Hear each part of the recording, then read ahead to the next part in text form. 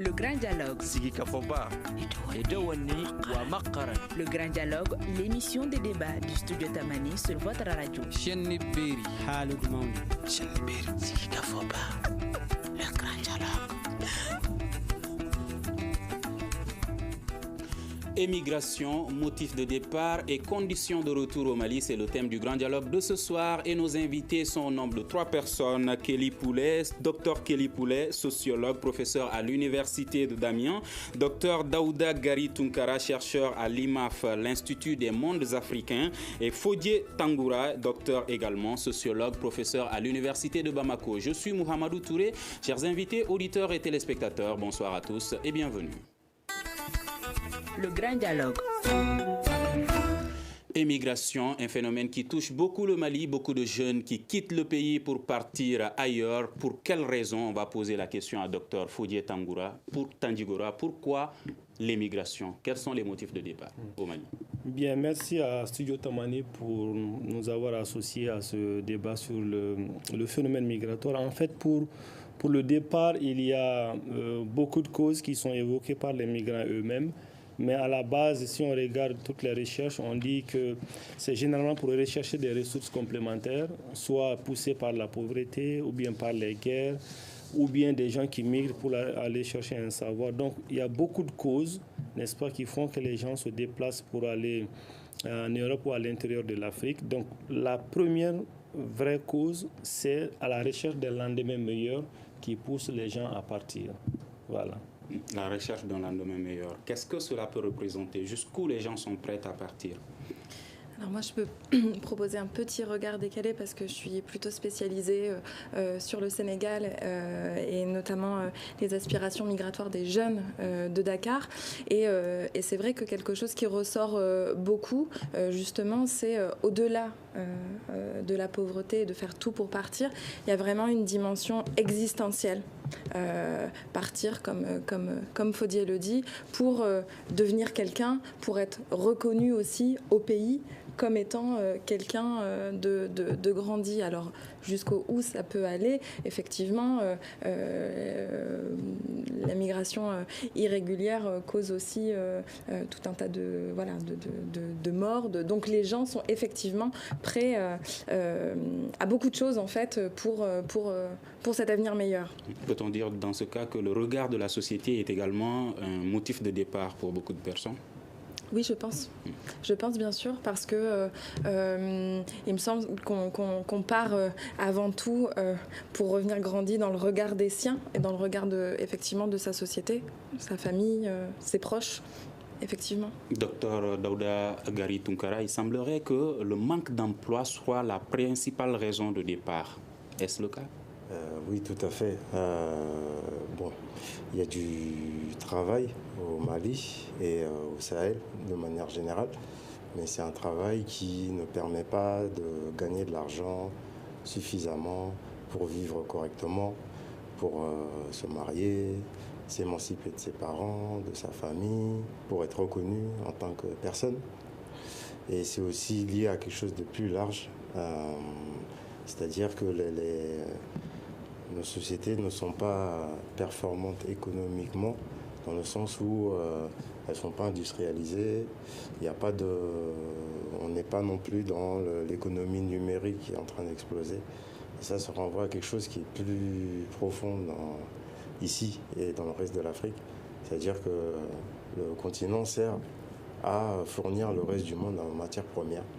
Et donc, nécessairement, ça ne produit pas de la valeur, beaucoup de valeur. Et ça incite les gens qui voient ce qui se passe ailleurs à aussi essayer de profiter, d'être dans leur monde en fait, de profiter de ce qui se passe et ce qui est disponible.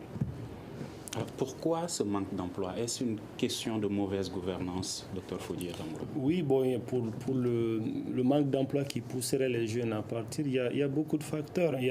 On a longtemps évoqué l'inadéquation entre la formation et l'emploi, le manque de secteur professionnel, de métier, parce que tous les jeunes veulent aller à l'université.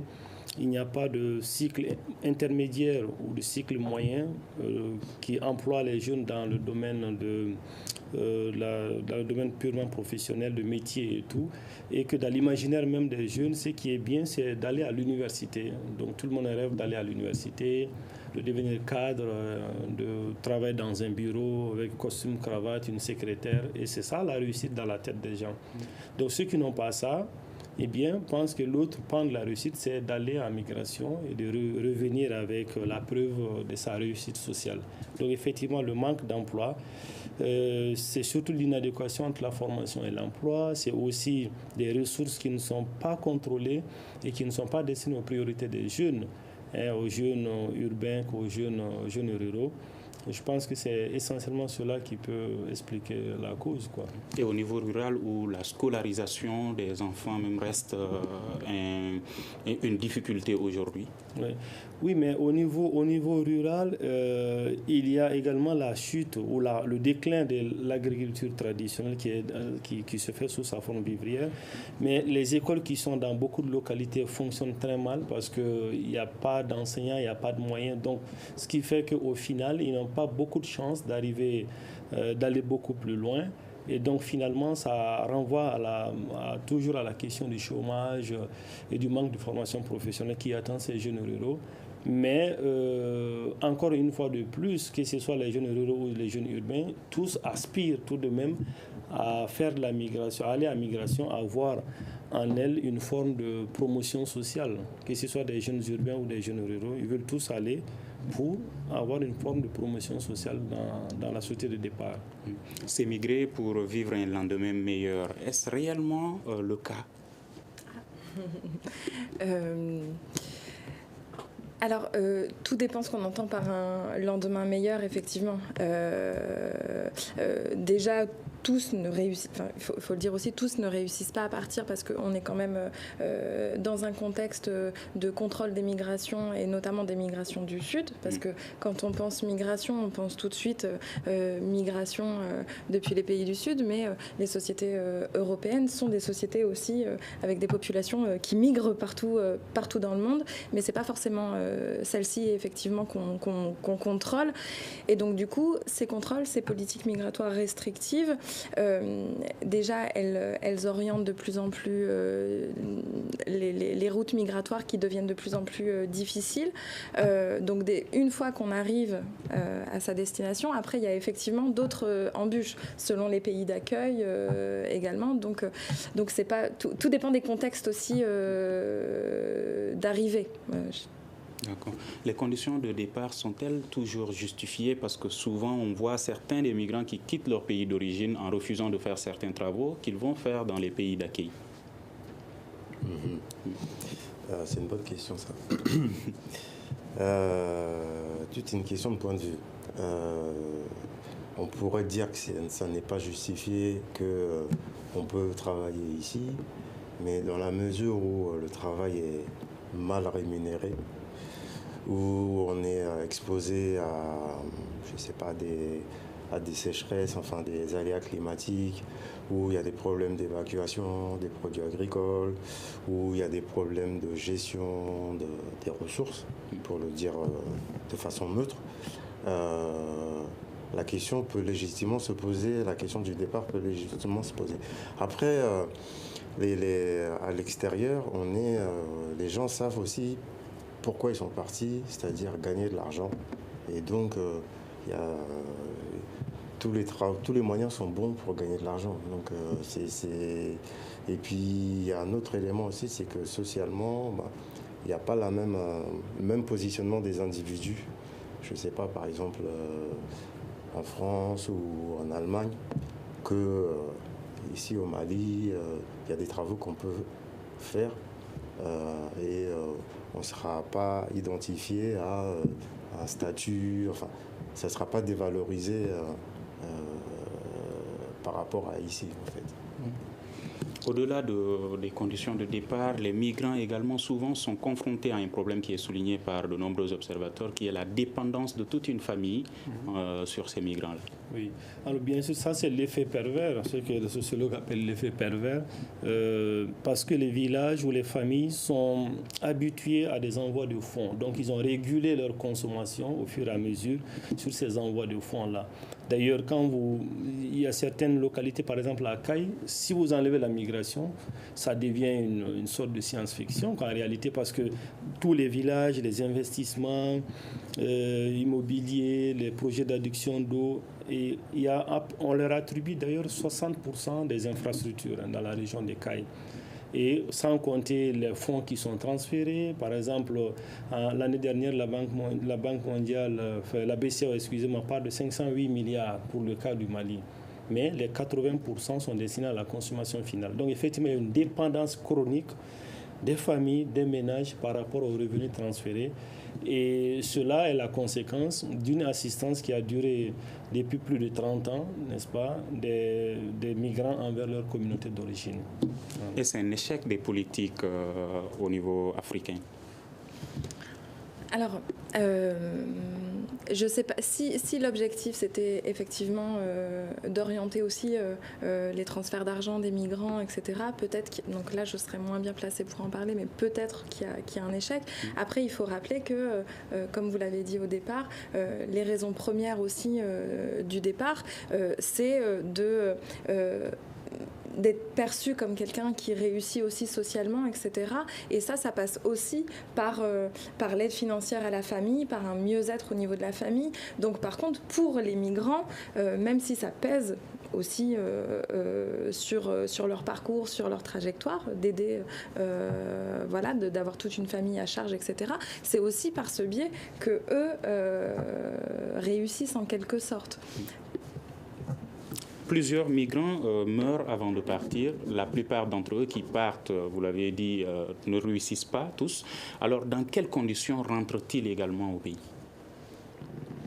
Alors, il y a ceux qui ont réussi et qui rentrent ou qui rentraient comme des victorieux, des gens qui sont partis un peu au combat pour la fortune et qui ont réussi.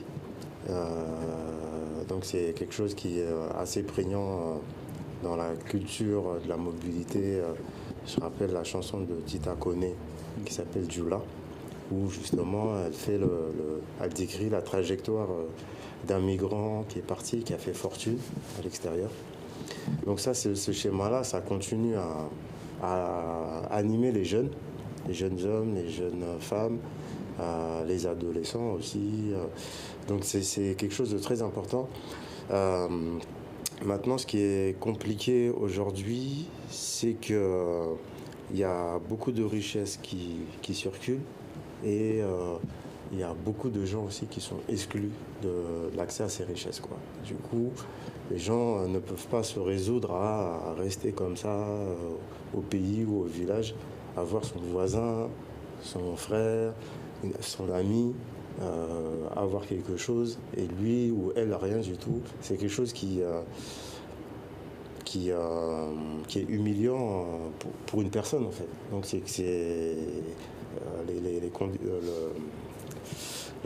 la réussite est de plus en plus difficile, mais l'espoir, la possibilité de réussir est plus forte que les risques encourus.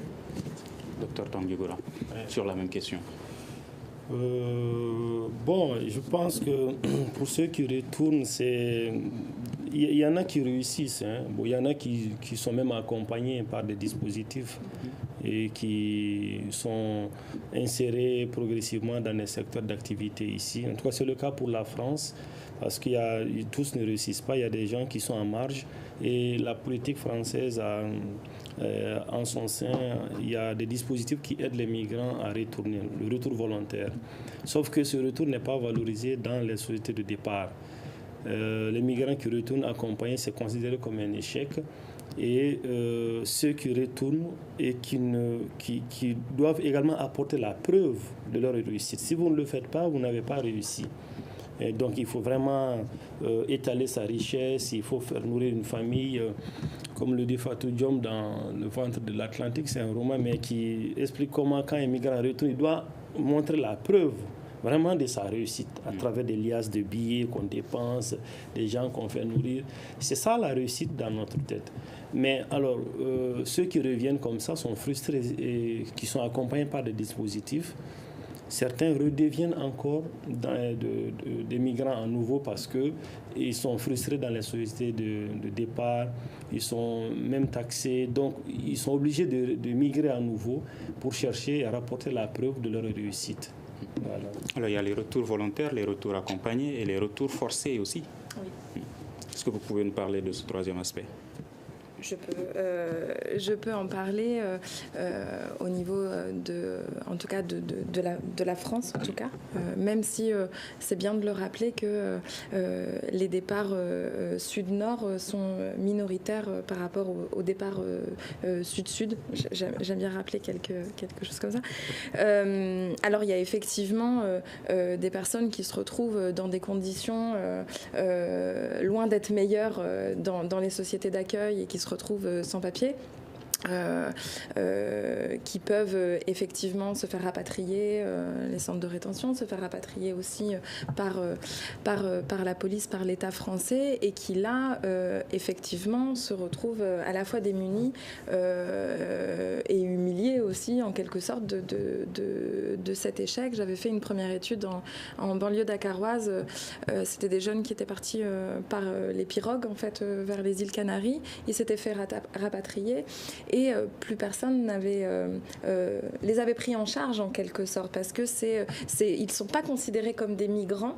C'est ça tout le paradoxe qui s'installe, c'est qu'eux ne sont pas considérés comme des migrants. Donc quand ils reviennent de manière non volontaire comme ça, il n'y a pas de dispositif aussi pour prendre en charge concrètement ces personnes. Peut-être qu'au Mali c'est différent parce qu'il y a des associations maliennes, ce qui n'est pas le cas au Sénégal. Mais là effectivement il y a peut-être aussi une déchéance sociale et ça peut mettre vraiment à mal en tout cas l'individu dans sa personne. Parlons des sans-papiers. Beaucoup déplorent également, quand on prend la France ou d'autres pays d'accueil, ce que ces sans-papiers endurent, souvent qu'on voit dormir dans la rue, sous la fraîcheur et tout. Bon, les sans-papiers existent parce que les conditions d'accès en France et dans d'autres pays se sont durcies. Et donc, nécessairement, ça produit des gens qui n'ont plus de documents et qui n'ont plus de droits. Ces gens continuent quand même à consommer en France ou là où ils sont. Ils continuent à payer des impôts, ils continuent à envoyer de l'argent au pays. Et si par malheur ils sont rapatriés, expulsés vers le pays d'origine, c'est une double déchéance en fait. Et bon, il y a eu des progrès ces dernières années, mais pendant longtemps, c'était des oubliés de la société, en fait. Il a fallu qu'il y ait des associations comme l'association malienne des expulsés, la RACEM, pour commencer à parler de ce problème des gens qui n'ont pas réussi, pour le rendre visible, en fait, et pour interpeller les autorités et nationales et internationales sur le sort de la condition des rapatriés. C'est une question explosive, et j'aimerais aussi ajouter que la question des rapatriés, ça rejoint des questions plus larges, des questions maliennes plus larges. Quand il y a eu la crise en 2012, il y avait des gens qui étaient rapatriés de Libye, de Côte d'Ivoire, et il y en a qui sont, parmi les rapatriés de Libye, il y a eu un traitement inégalitaire entre les ressortissants, certains ressortissants du Nord qui ont eu un soutien du gouvernement et d'autres qui ne l'ont pas eu. En fait. Et ça a créé du ressentiment dans les associations d'expulsés en disant il y a 2 poids 2 mesures. Voilà. Donc c'est quelque chose qui est en plein dans la crise malienne et c'est une question qui va appeler à se développer dans les années à venir. Toujours concernant ce rapatriement, notamment concernant le cas de la Centrafrique, il y a beaucoup de Maliens qui ont été rapatriés et qui ont tout perdu et aujourd'hui qui estiment qu'ils sont les oubliés de la République. Oui, bon, c'est un cas spécifique. C'est un pays qui était en guerre et l'État a quand même mis à disposition l'avion pour rapatrier et puis pour les services de sécurité et de la protection civile les ont accompagnés les premières heures de l'arrivée. Bon, à ma connaissance, il n'y a pas eu de dispositif au-delà de ça pour, par exemple, les intégrer, les accompagner. Voilà, parce que comme les rapatriés de l'Algérie, comme les rapatriés d'Angola, voilà, il n'y a pas eu de dispositif pour ces gens-là. Mais pour le cas de l'Europe, c'est très souvent des gens qui sont inscrits dans une sorte de politique dont l'État veut se rendre beaucoup plus visible avec ses partenaires. Et donc, en disant les migrants qui sont arrivés de France, donc ils sont accompagnés, mais ils ne sont pas tous accompagnés. C'est seuls, en tout cas officiellement, qui ont bénéficié de l'aide au retour volontaire et à la réinsertion, qui sont accompagnés. Et c'est l'argent de l'État français. Je n'ai pas connaissance qu'il y ait un dispositif où l'État même accompagne les rapatriés, mais il y a un traitement inégalitaire dans l'accueil et aussi dans la médiatisation, n'est-ce pas? On rend beaucoup plus visible ceux qui viennent d'Europe, n'est-ce pas? Qui sont accueillis par le ministre et tout ça, voilà. Donc à ce niveau, il y a un traitement inégalitaire, mais ça ne va pas au-delà, quoi. Voilà. Parlant des politiques migratoires, Dr Gari a parlé tout de suite, Daouda Gari, du durcissement des mesures. Quel a été l'impact de ce durcissement de ces différentes mesures?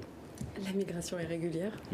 J'aurais tendance à dire que, et ça, un tas d'études le montrent en fait, que que les politiques migratoires en fait se durcissent, mais ne contraignent en rien les départs migratoires qui ont toujours existé, qui ont toujours existé pour tout le monde en plus. Mais comme je vous le disais tout à l'heure, les routes deviennent de plus en plus dangereuses, les routes ou les traversées. Et du coup, ça a des conséquences dramatiques. Et puis, ça crée des statuts, des nouvelles catégories de sans-papiers, de déboutés. Voilà. On se retrouve aussi, par exemple, en France, parce que quand on pense aux sans-papiers, on pense directement à effectivement ces personnes qui sont déjà parties de manière irrégulière. La majorité des sans-papiers se retrouvent sans-papiers du fait des politiques migratoires. Ces personnes peuvent être étudiantes. D'un seul coup, la préfecture décide, parce qu'elles n'ont pas assez de ressources ou parce qu'elles n'ont pas eu une bonne note à l'examen, etc., que finalement, elle ne peut plus avoir de titre de séjour et cette personne se retrouve sans papier. Donc voilà, on a tout un tas de catégories et des raisons différentes de migration qui amènent à ça. Est-ce que ces politiques migratoires prennent en compte les réalités locales? À mon sens, non. Ces politiques migratoires, en fait, prennent en compte des intérêts nationaux, tout simplement. Donc, mon collègue Faudier a parlé d'un traitement inégalitaire selon les pays de destination. Le traitement inégalitaire, ça traduit aussi un rapport de force, en fait, entre le Mali et les pays d'accueil des Maliens. Donc, en général, ce rapport de force est défavorable au Mali. Donc, et donc les pays de réception des migrants, en fait, décident souverainement de leur politique migratoire, mais aussi de ce qu'ils font des sans-papiers. Longtemps au Mali, c'était un peu silence radio sur la question des migrants, des expulsés. Il n'y a pas d'indemnisation. Les gens se débrouillent par eux-mêmes, en fait. Donc, soit avec des connaissances, des amis, la famille ou les associations maintenant.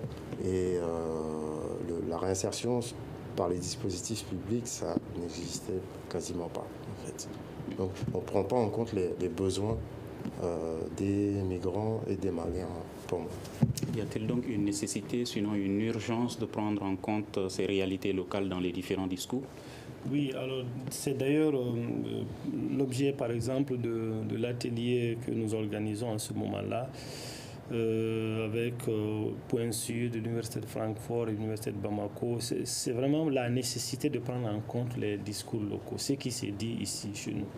Parce que les politiques qui se décident ailleurs, comme Daouda l'a dit, c'est en fonction des intérêts et c'est tout. Et les discours qui sont produits ne sont pas forcément des discours qui prennent en compte les réalités locales. Et donc, finalement, on construit des politiques, et ces politiques fabriquent même des migrants en réalité. On se souvient quand les conditions n'étaient pas dures, avant 1974, les gens partaient en France et retournaient. On ne se sédentarisait pas, quoi. Mais avec la crise de 73-74, la circulaire de juillet 74 a durci les conditions. Maintenant, il faut des papiers spécifiques pour accéder au territoire français. Donc, une fois sortis, n'ayant pas la garantie de retourner, les gens se sont sédentarisés. Donc, effectivement, les politiques, n'est-ce pas, tiennent compte des intérêts nationaux. Maintenant, au niveau local, il y a un autre regard sur la migration. Il y a un autre traitement sur la migration. C'est pourquoi nos États ont du mal à composer avec certaines politiques qui sont décidées parce qu'ils ne peuvent tout simplement pas les appliquer. Quand on prend en compte la manne financière que la migration génère, et si on dit, bon, il faut signer des accords de réadmission ou bien il faut authentifier que telle personne au consulat est un Malien pour l'expulser, les autorités traînent du pied parce que, voilà, ils n'ont pas forcément intérêt à ce que cette migration cesse en réalité, même s'ils ne le disent pas. Pourquoi acceptent-ils ces accords s'ils savent qu'ils ne peuvent pas les appliquer? Oui, mais c'est une question de rapport de force, comme on l'a dit. Le Mali est naturellement dans un cercle de rapport de force et on peut l'accepter théoriquement. C'est comme tous les autres accords, depuis les accords d'expulsion, les accords de réadmission, les accords signés lors du sommet de la Valette. On a du mal à les appliquer sur le terrain. Par exemple, on dit, quand un Malien doit être rapatrié, même si nous signons l'accord, par exemple, même s'il n'est pas rapatrié au Mali, on peut le rapatrier au Sénégal, dans un pays de la CEDEAO, quoi. Donc, mais tout le monde sait que dans la réalité pratique, je ne vais pas philosopher sur signer ou pas signer les accords parce que jusque-là, on n'a pas la vérité sur ça. Mais la signature des accords va impliquer cela. Et donc, les autorités vont dans des rencontres et on signe des papiers, mais en vérité, la réalité du terrain fait qu'on ne peut pas les appliquer sur le terrain. On ne peut pas les dire devant les Maliens de Caille ou je ne sais pas, devant les foyers là-bas que voici les accords. On ne peut pas expliquer. Donc, ce qui fait qu'on traîne le pas, on signe quand même pour avoir des dividendes. Après, on traîne le pas. Voilà. Y a-t-il des choses qu'on cache aux populations locales à travers ces différentes politiques migratoires? Alors, au niveau des politiques migratoires, déjà, je pense que les populations n'ont pas forcément conscience de tout ce que ça implique, etc. Là où le débat est intéressant, c'est justement, c'est sur quoi nous, on veut se centrer un petit peu, c'est qu'est-ce que disent les populations des différents pays d'accueil, de leur expérience migratoire, qu'est-ce qui se sait aujourd'hui, parce que on a tendance à penser encore aujourd'hui, c'est très ancré, que finalement les populations des sociétés à forte mobilité comme le Mali, comme le Sénégal, etc., n'auraient pas conscience de ce qui se passe ou des conséquences des politiques, etc.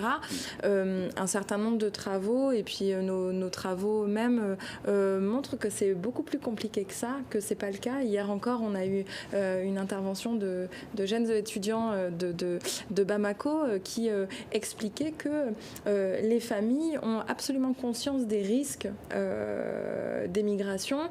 Moi-même, mes travaux ont montré que les populations avaient conscience aussi connaissent ces politiques, sont capables d'en discuter. Les premiers terrains que j'avais faits, c'était à l'époque un autre président à la tête de la France, les gens connaissaient ce que ça impliquait, connaissaient la situation des sans-papiers, etc.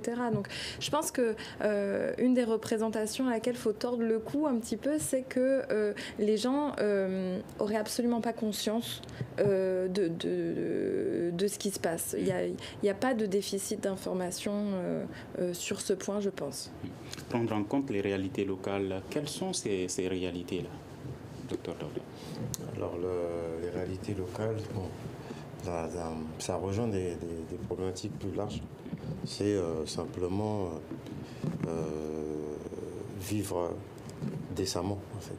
C'est-à-dire pouvoir circuler, avoir des routes, pouvoir se soigner, pouvoir envoyer ses enfants à l'école,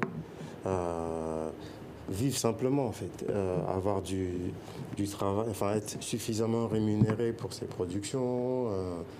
Donc ça, ce sont des choses plus larges qui dépendent à la fois du Mali et qui le dépassent, en fait, parce que par exemple le prix des matières premières n'est pas décidé par le Mali, mais décidé à l'extérieur. Donc là, ça impacte directement les paysans, tout le monde en fait, parce que les ressources ici, c'est les paysans essentiellement. Donc, il faudrait que les gens puissent gagner un peu plus d'argent, vivre correctement.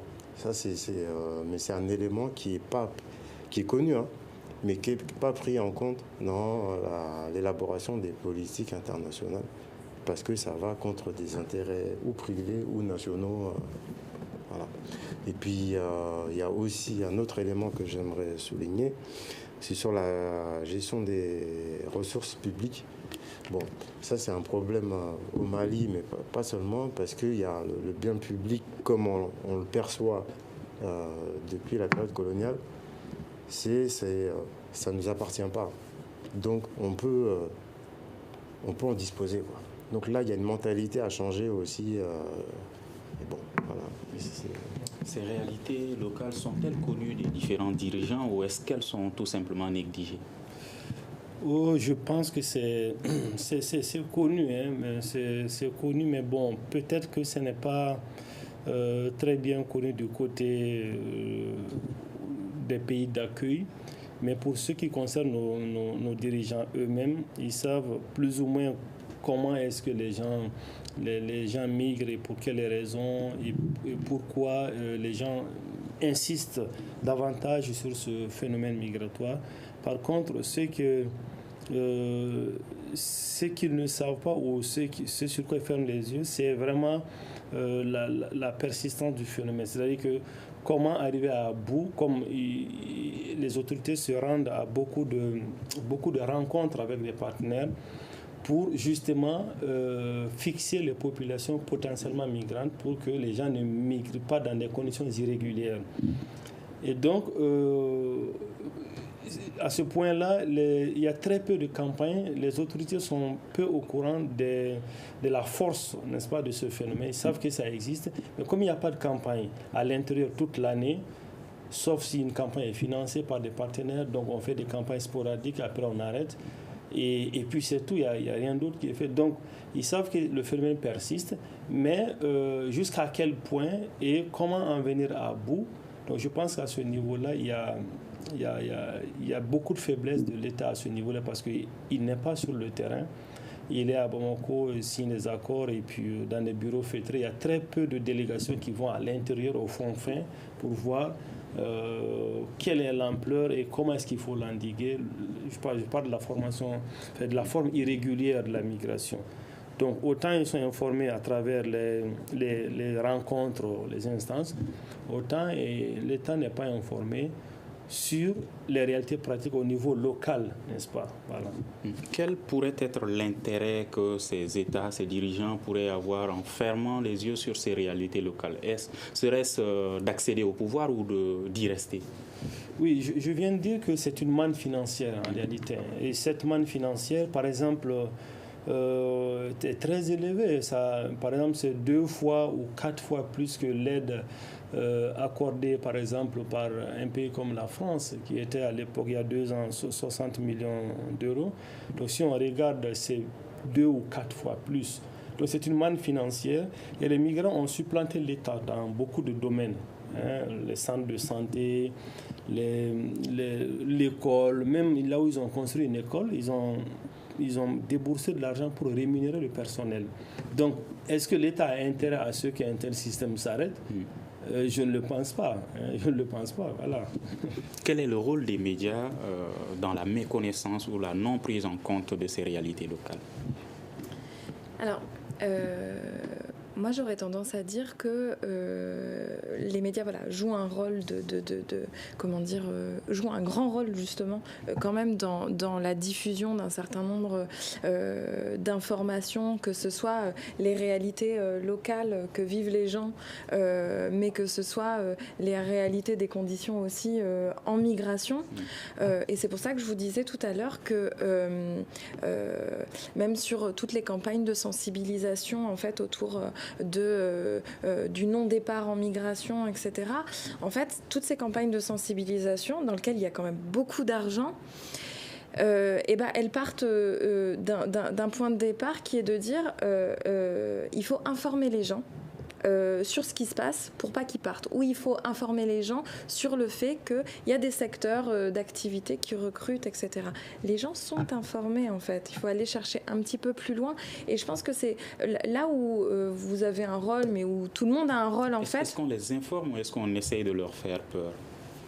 Alors, dans les campagnes de sensibilisation, ça, il faudrait effectivement demander directement aux premiers concernés, ceux qui reçoivent ces campagnes, effectivement, de sensibilisation, qui, on l'a vu encore hier, on en discutait hier en atelier, quand maintenant des chercheurs arrivent aussi dans les localités pour avoir un peu des discours sur l'immigration, les gens demandent d'abord si vous êtes un agent de sensibilisation. Donc, du coup, il y a quand même une méfiance parce que, finalement, on va encore nous rabâcher de pas partir, de nous dire que sinon il va nous arriver ça. Mais en fait, on est effectivement au courant. Peut-être une chose pour rebondir sur ce que vient de dire mon collègue qui est hyper intéressante, parce qu'on voit tout le paradoxe. C'est à la fois l'État a des intérêts quand même à ce qu'il y ait des migrants, parce qu'ils investissent aussi dans le développement, dans les écoles, etc., et qui peut soutenir en quelque sorte les dépenses de l'État. Il y a des organisations aussi internationales qui font la promotion aussi des transferts d'argent de ces migrants. Et puis ces mêmes organisations, de l'autre côté, vont essayer de sensibiliser la population à ne pas partir. Mais la population, elle voit ce que représentent les migrants aussi au niveau étatique, que c'est les premiers pourvoyeurs d'emploi aussi dans les pays de départ, etc. Donc la population, comment voulez-vous qu'elle n'ait pas envie de partir également? Voilà. Les médias, les organisations internationales devraient-elles plutôt changer de stratégie? Bon, oui, dans la mesure où, sans vouloir généraliser, les grands médias cherchent à avoir le plus d'audimat et donc cherchent aussi à impressionner un peu le public, à les retenir. Donc les images de gens qui traversent la Méditerranée ou le Sahara, tout ça, c'est un peu sensationnel. Bon, ça fait parler, tout ça. Et donc ça écrase tout ce qui se passe sur le terrain, au niveau local, la complexité, ce que disait Kelly sur les informations circulent, les gens savent ce qui se passe précisément. Donc il y a un travail à faire au niveau des médias, au niveau de la ligne éditoriale, disons, des médias, des grands médias en tout cas. Et aussi à creuser la réalité de la migration en Afrique, dans les localités. Mais ça, est-ce que ça intéresse le public occidental ou européen? Je pose la question. Quelle analyse faites-vous du traitement des questions migratoires au niveau des médias maliens? Bon, au niveau des médias maliens, je pense que ce traitement, c'est peut-être pas la même chose que dans les médias européens. Parce que la migration, elle est même valorisée, parce qu'il y a même des émissions diaspora, il y a des cas de réussite qui sont évoqués, des gens qu'on invite. Donc, je pense qu'il y a un traitement plutôt positif, mais il y a aussi des débats qu'on voit très souvent sur les risques, sur les migrations irrégulières, et sur beaucoup de choses. Par contre, sur les médias européens, je crois que c'est pour faire peur aux Européens, en réalité. Parce que quand on regarde les médias, on a l'impression que c'est toute la planète qui se déverse sur l'Europe, en réalité. Mais quand on regarde les chiffres, c'est au niveau mondial, sur la migration, c'est 263 millions. Au niveau mondial, vous voyez, c'est quand même pas beaucoup, en réalité, en situation de migration. Alors, si on prend les chiffres de HCR, on dit en 2015, il y avait 1,15 million qui sont arrivés sur les côtes européennes. Alors, en 2017, on parle de 700 000. Et puis, en 2018, on parle de moins de 700 000. Donc, ça diminue, mais on ne voit pas ça dans les médias. Donc, ce qu'on voit, c'est vraiment des migrants qui arrivent en situation irrégulière, à qui on jette des gilets de sauvetage. Donc, mais la réalité des chiffres est que ça diminue. Donc, le traitement médiatique fait que, eh bien, on a l'impression que c'est l'Europe qui va exploser. Mais on ne dit pas que certains pays d'Europe ont besoin des migrants pour financer les retraites. Vous organisez même dans ce cadre un atelier à Bamako. Quel est l'objectif de ce forum? Bien sûr, l'objectif, c'est vraiment de décentrer le discours, c'est-à-dire que de prendre en compte les réalités locales. Qu'est-ce qui s'est dit de la migration localement? Ce qu'on appelle les dits et les non-dits. Donc les récits et les débats locaux sur les migrations. Qu'est-ce que les gens disent ici? Et comment est-ce que c'est perçu ce phénomène migratoire? Et est-ce que par rapport à ce qui s'est dit en Europe, est-ce que c'est la même chose? Donc on essaie vraiment de voir localement ce qui s'est dit de la migration. Ça peut être dans la littérature, ça peut être dans des recherches de terrain, ça peut être même dans les chansons qui célèbrent la migration. Et donc, qu'est-ce que finalement se dit localement, les discours locaux sur les migrations? C'est vraiment l'objectif de cet atelier qu'on organise en ce moment-là depuis le 2 et qui prend fin le 6 octobre prochain.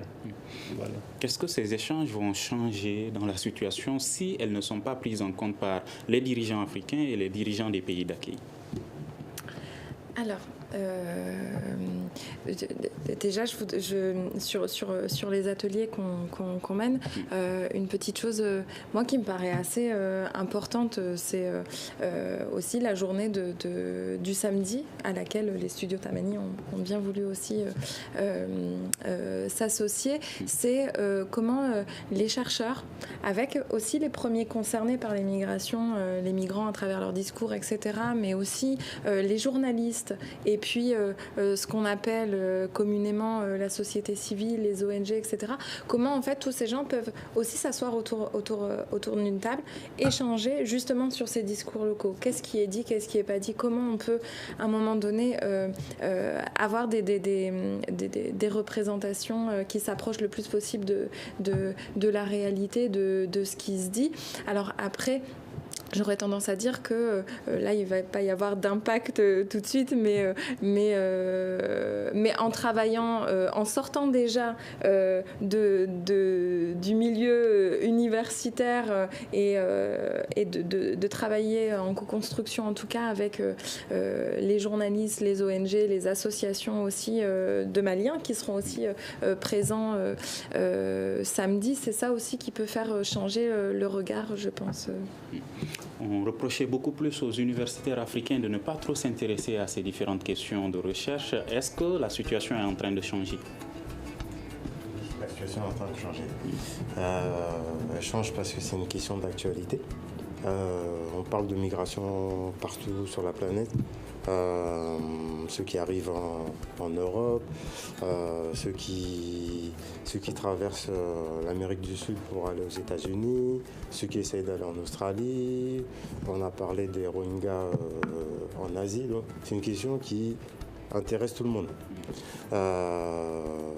Et donc c'est une question qui intéresse aussi les intellectuels, puisque nécessairement on réfléchit là-dessus. Et il y a de plus en plus de travaux, et c'est une bonne chose parce que c'est une question qu'on connaît mal. Et avec les travaux qui sont en train de se faire, on aura une connaissance plus précise des réalités locales, des dynamiques locales et internationales. D'accord. La prise en compte des réalités locales dans les différentes politiques migratoires, c'est sur ça que plusieurs acteurs échangent à Bamako autour de la migration. Merci à Dr Daouda Gari Tunkara, chercheur à l'Institut mondial des mondes africains, l'IMAF, à Dr Kelly Poulet, sociologue, professeur à l'Université de Damiens, et Dr Fodié Tandjigoura, chef du département sociologie à l'Université de Bamako.